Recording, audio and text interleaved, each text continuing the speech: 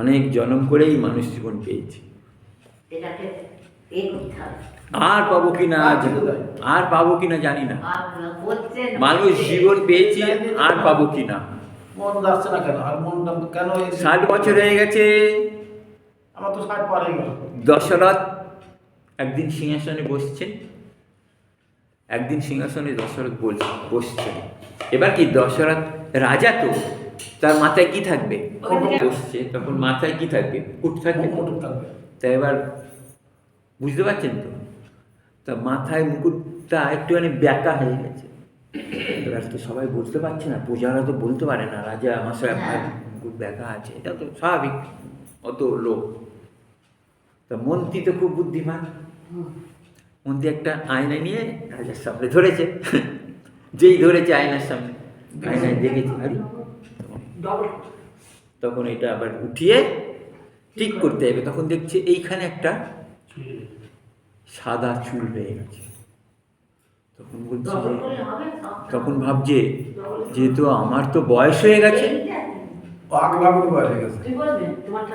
না ওই যে দেখেছে তার সচেতন হয়ে গেছে, একটা হয় তো একটা সময় হয়ে গেছে। তখন বলছে না, আমি আর সিংহাসনে বসবো না।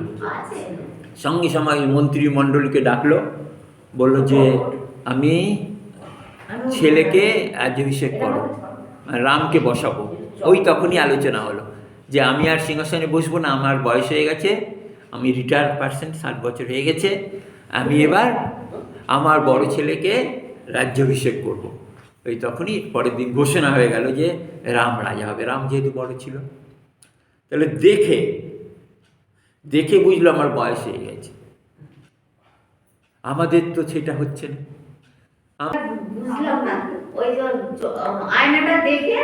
হঠাৎ না দেখলো আমার চুল সাদা হয়ে গেছে একটা, তো আমার বয়স হয়ে গেছে, আমি খেয়াল করি। মানে রাজ্য সামলানো কি আমাদের এই একটা ছেলে মেয়ে সামলানো নাকি?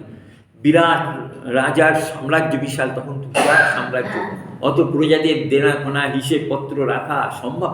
নিজেকে দেখাও হয় না আয়না দিয়ে, বুঝেছেন? নিজেকে দেখাও হয় না, ব্যস্ত মানুষ তো। তখন দেখেই ভাবছি এই তো আমার বয়স হয়ে গেছে, তো আমি তো আর সিংহাসনে বসার যোগ্য না। সিংহাসনে বসতে গেলে যেরকম তেজ বীর্য লাগবে সেটা তো আমার নেই, 60 হয়ে গেছে। তখন সে মন্ত্রীমণ্ডলীকে ডেকে বললো যে আজকের থেকে তুমি কালকেই রাজ্যাভিষেক করো, আমার যে বড় ছেলে আছে তাকেই সিংহাসনে বসানোর ব্যবস্থা করো, আমি আর বসবো না। বলে সে প্রসাদ ছেড়ে বললো আমি আজকে সাধন ভজন করতে বেরিয়ে যাবো। স্ত্রীদের বললো তোমরা যদি যাও চলো আমার সাথে, নাহলে আমি বনে যাব সাধন ভজন করতে। সেটা হলো মারা গেল। তো এই হলো কথা। এই যে সৎসঙ্গটা কেন, এই জন্যই সৎসঙ্গ, এই জন্যই সৎসঙ্গে আসতে হয়। লিখেছে, হে কৃষ্ণ করুণা সিন্ধু দীনবন্ধু জগৎপতে গোপীশা গোপিকাকান্ত রাধাকান্ত নমস্তুতে। তপ্ত কাঞ্চন গৌরঙ্গী রাধা বৃন্দেবনেশ্বরী বিশোভানুসুতে দেবী প্রণমামি হরিপ্রিয়ে। বাঞ্ছা কল্পতরুভ্যশ্চ কৃপা সিন্ধুভ্যেব চ পতিতানাং পাবনেভ্যো বৈষ্ণবেভ্যো নমো নমঃ। হরি ওম তৎসৎ। জয় সদ্গুরু স্বামী চন্দ্रमा जी की जय। राधे राधे गोविंद गोविंद राधे गोविंद गोविंद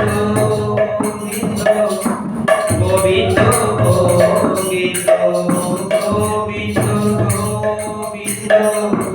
गोविंद गोविंद बोले